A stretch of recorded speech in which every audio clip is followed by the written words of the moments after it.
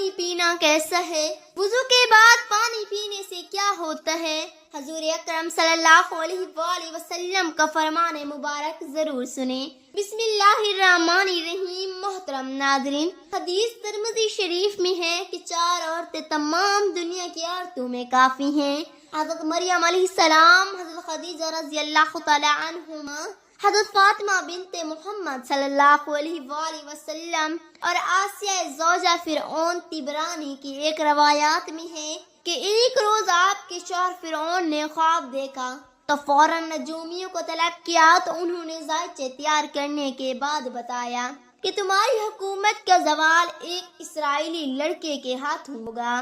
چنانچہ فرعون نے اپنی سلطنت میں یہ حکم جاری کر دیا کہ جس اسرائیلی کے گھر لڑکا پیدا ہوا ہے فوراً قتل کر دیا جائے۔ عمران کا گھر بنو اسرائیل میں ایک ممتاز اور مہمان نواز گھرانہ تھا۔ عمران کا سلسلہ نسب حضرت یعقوب علیہ السلام سے جا ملتا تھا۔ ان کے بڑے لڑکے حضرت ہارون علیہ السلام تھے۔ عمران کی بیوی کے ہاں لڑکا پیدا ہوا تو فرعون کے سپاہی بنو اسرائیل میں پیدا ہونے والے لڑکوں کی کڑی نگرانی کر رہے تھے۔ اگرچہ یوکابد نے 3 ماہ تک بچے کی پیدائش کو صیغہ راز میں رکھا، مگر جاسوسوں کی کڑی نگرانی کی وجہ سے ممکن نہ تھا کہ یہ راز زیادہ دیر تک چھپا رہ سکتا۔ اسی لیے والدہ سخت پریشان تھی۔ اللہ نے ان کے دل میں اقہا کیا کہ لکڑی کا ایک صندوق بنا کر اس پر روغن کی مالش کر دو تاکہ پانی اندر نہ جا سکے۔ پھر حضرت موسیٰ علیہ السلام کو اس میں ڈال کر دریائے نیل کے بہاؤ پر چھوڑ دو۔ چنانچہ انہوں نے ایسا ہی کیا اور حضرت موسیٰ علیہ السلام کی بڑی ہمشیرہ کو بھیج دیا کہ وہ دریا کے کنارے کنارے چلتی رہیں اور صندوق کو نگاہ میں رکھیں۔ چونکہ حضرت موسیٰ کی والدہ کو اللہ تعالیٰ کی طرف سے یہ بشارت مل چکی تھی، ہم اس کے بچے کو تیری جانب واپس کر دیں گے اور یہ ہمارا پیغمبر اور رسول ہوگا۔ اس لیے ماں کے دل کو قدر اطمینان تھا کہ اللہ ضرور ان کے معصوم بچے کی حفاظت کرے گا۔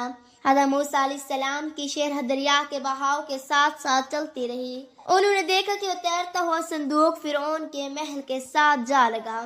اس وقت آسیہ فرعون کے ساتھ تخت پر بیٹھی سیر دیکھ رہی تھی۔ جو ہی ان کی نگاہ صندوق پر پڑی، سخت حیران ہوئی اور خادمات کو صندوق باہر نکالنے کا حکم دیا۔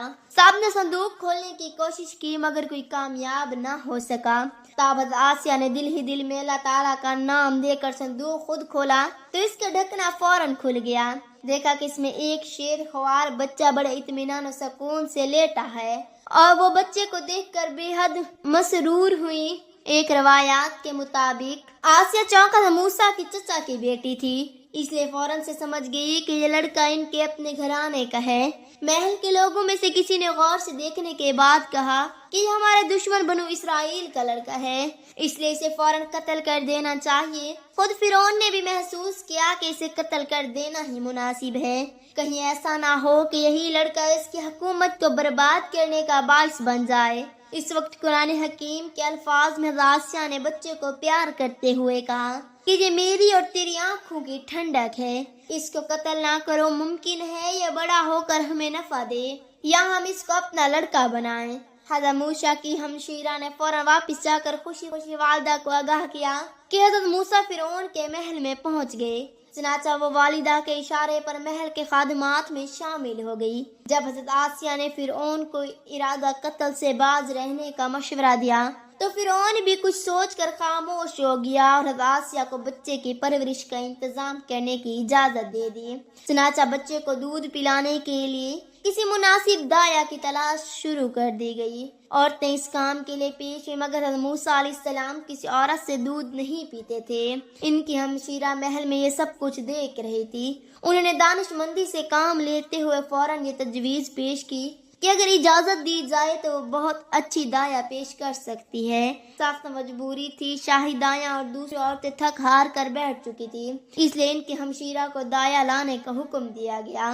وہ فوراً باہر آئی، گھر سے اپنی والدہ کو ساتھ لے گئی۔ ادھر اللہ کی طرف سے ملنے والی بشارت پر والدہ نے بچے کو دریا میں ڈال تو دیا تھا مگر غم اور اضطراب سے ان کا برا حال تھا۔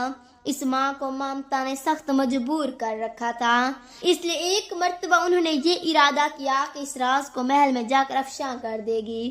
مگر اللہ تعالیٰ نے ان کے دل کو سکون بخشا دیا۔ خاندانی و وزاداری کو نظر انداز کرتے ہوئے اپنی بیٹی کے ساتھ محل میں روانہ ہو گئی۔ انتہائی پیار اور محبت سے اپنے بچھڑے ہوئے بچے کو گود میں لے لیا اور دودھ پلانے لگی۔ حضرت موسیٰ علیہ السلام نے ان سے لپٹ لپٹ کر دودھ پینا شروع کر دیا۔ حضرت آسیہ فوراً معاملے کی تہ تک پہنچ گئی اور ان کے خیال کی تصدیق ہو گئی، مگر بچے کی حفاظت کی وجہ سے خاموش رہی۔ اس کے بعد ان کی والدہ کا یہ معمول ہو گیا کہ روزانہ دن میں 2 مرتبہ بچے کو دودھ پلانے محل جاتی اور باقی وقت حضرت موسیٰ حضرت آسیہ کے پاس کھیلتے رہتے۔ بچپن میں ایک مرتبہ حضرت موسیٰ فرعون کی آغوش میں بیٹھے کھیل رہے تھے۔ فرعون کی داڑھی ہیروں اور جواہرات سے مرصع تھی۔ حضرت موسیٰ نے کھیلتے ہوئے فرعون کی داڑھی پکڑ کر کھینچ لی، جس سے موتیوں کے ساتھ چند بال بھی اکھڑ گئے۔ فرعون سخت تیش میں آئی، اس وقت انہیں قتل کرنے کا ارادہ کر لیا۔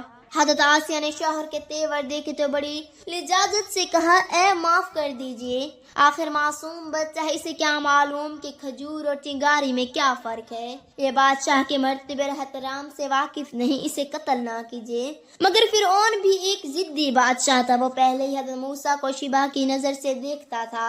بیوی کی درخواست سن کر فوراً کہا، میں بھی اس کا امتحان کرتا ہوں، اس نے اگر انگارے کو دیکھ کر ہاتھ کھینچ لیا تو ضرور قتل کر دوں گا۔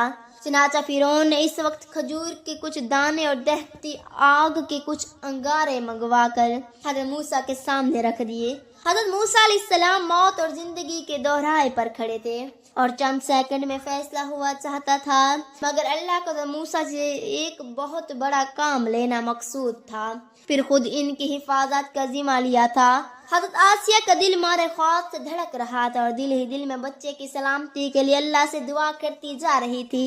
جب دونوں چیزیں موسیٰ کے سامنے آئیں تو حضرت موسیٰ نے علیہ السلام نے جلدی سے انگار اٹھا کر منہ میں رکھ لیا۔ خادمات نے اسی وقت ان سے انگار چھین لیا، مگر اس وقت سے حضرت موسیٰ علیہ السلام کی زبان پر داغ پڑ گیا اور زبان موٹی ہو گئی، جس سے قدرے جلن ہونے لگی۔ حضرت آسیہ نے 2 مرتبہ ان کی جان بچائی اور ہر مرتبہ اللہ کے فضل و کرم سے ان کے شریک حال رہا۔ اس کے بعد حضرت موسیٰ علیہ السلام نے حضرت آسیہ کے پاس پرورش پائی اور ان کی خصوصی تربیت میں رہے۔ جوان ہوئے تو نہایت تنومند، خوبصورت اور بہادر تھے۔ گفتار و کردار سے ایک ناسی قسم کا وقار نمایاں ہوتا اور ان کی ہر بات میں عظمت کی جھلک دکھائی دیتی تھی۔ جب آپ علیہ السلام نے نبوت کا اعلان کیا تو سب سے پہلے ان کی صداقت اور خدا کی وحدانیت پر حضرت آسیہ ایمان لائی، حالانکہ ان کا شوہر خود خدائی کا دعوے دار تھا۔ جب فرعون کو اطلاع ملی سب سے پہلے اس کی بیوی حضرت آسیہ ایمان لا چکی ہیں تو تیش و غضب سے دیوانہ ہو گیا۔ حضرت آسیہ کو گرفتار کر لیا گیا اور انہیں جیل میں اس قدر تکالیف دی گئی کہ ان کے بیان سے بدن کے رونگڑے کھڑے ہو گئے، مگر آپ نے فرعون کے شدید اصرار کے باوجود رائے حق سے سرامو انحراف گوارا نہ کیا، بلکہ تمام دکھ اور مصائب کو بڑی بندخندہ پیشانی اور ہمت و استقلال سے برداشت کیا۔ آخر جب فرعون کے تمام حربے ناکام ہو گئے اور اسے یقین ہو گیا کہ وہ نشہ نہیں جیسے ترشی اتار دے اور اب آسیہ کو دنیا کی کوئی طاقت اس کے دین سے منحرف نہیں کر سکتی، تو اس نے عبرت ناک سزا دینے کا فیصلہ کر لیا تاکہ دوسرا کوئی عمل حضرت موسیٰ علیہ السلام کے دین پر لبیک کہنے کی جرت نہ کر سکے، بلا خود اپنی پر ستش کروانے والا شخص یہ کیسے گوارا کر سکتا ہے کہ اس کے اپنی محبوب بیوی کلی طور پر اس کی عظمت و جلالت کو تسلیم کرنے سے انکار کر دے اور اس کے سب سے بڑے دشمن کا دین اختیار کرے۔ چنانچہ حکم دیا گیا کہ حضرت آسیہ کو کھولتے ہوئے تیل کے کڑاہ میں زندہ ڈال کر تل دیا جائے، مگر وہاں تو اللہ کی وعدانیت رگو ریشہ میں صراحت کر چکی تھی اور زندگی کی محبت کہاں باقی رہی تھی۔ ہنسی خوشی اللہ کی راہ میں جان دے کر آسیہ نے دنیا بھر کی عورتوں کو سر بلند کر دیا۔ ایک موقع پر حضرت علی رضی اللہ تعالی عنہ نے وضو فرمایا اور وضو کے بعد بچا ہوا پانی کھڑے کھڑے پی لیا اور فرمایا کہ رسول اللہ صلی اللہ علیہ وآلہ وسلم نے بھی ایسا ہی فرمایا تھا۔ حضرت صاحب بن جدید رضی اللہ تعالی عنہ سے روایت ہے کہ میری خالہ مجھے رسول صلی اللہ علیہ وآلہ وسلم کے پاس لے کر گئی۔ عرض کیا یا رسول اللہ، میرا بھانجا بیماری کی وجہ سے بے چین ہے۔ آپ نے میرے سر پر ہاتھ پھرا، میرے لیے برکت کی دعا کی، پھر آپ نے وضو فرمایا، میں نے آپ کے وضو سے بچا ہوا پانی پی لیا۔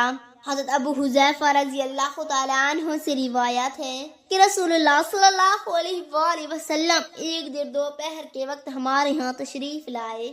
آپ کے پاس وضو کا پانی لایا گیا، آپ نے وضو فرمایا، پھر لوگ آپ کے وضو کا باقی ماندہ پانی پینے لگے اور بدن پر ملنے لگے۔ بطور نمونہ 3 روایات درج کی گئی ہیں۔ ان کے علاوہ بھی کئی روایات کتب حدیث میں مذکور ہیں۔ ان حدیث کی روشنی میں فقہاء کرام نے وضو کے بعد بچا ہوا پانی پینا وضو کے آداب میں سے لکھا ہے۔ چاہے کھڑے ہو کر پیئیں یا بیٹھ کر جسم پر لگی ہوئی نجاست دھوئی جائے تو استعمال ہونے والا پانی بھی نجس ہو جاتا ہے، کیونکہ اس میں نجاس شامل ہو جاتی ہے۔ ایسا مائع مستعمل نجاس ہے اور جہاں لگے گا اس جگہ کو بھی ناپاک کر دے گا۔ اگر اعضائے وضو پر کوئی ظاہری نجاست نہ لگی ہو تو استعمال شدہ پانی طاہر پانی ہوتا ہے، البتہ مطہر پاک کرنے والا نہیں ہوتا۔ اس پاک ہونے سے مراد یہ ہے کہ وہ کپڑوں یا جسم پر لگ جائے تو انہیں ناپاک نہیں کرتا۔ اس کا ہرگز یہ معنی نہیں کہ طاہر ہونے کی وجہ سے یہ پانی لائق ہے۔ قرآن مجید میں اللہ تعالیٰ کا ارشاد ہے، اے لوگو، زمین کی چیزوں میں سے جو حلال اور پاکیزہ ہے کھاؤ اور شیطان کے راستوں پر نہ چلو، بے شک وہ تمہارا کھلا دشمن ہے۔ اللہ تعالیٰ سے دعا ہے کہ اللہ تعالیٰ ہمیں مرتے وقت کلمہ طیبہ پڑھنے کی توفیق عطا فرمائے، آمین۔ اگر آپ کو ویڈیو اچھی لگی ہے تو اس کو لائک کریں، شیئر کریں اور چینل کو سبسکرائب کرنا مت بھولیں، کیونکہ ہر نئی آنے والی ویڈیوز کا نوٹیفیکیشن آپ کو بر وقت ملتا رہے۔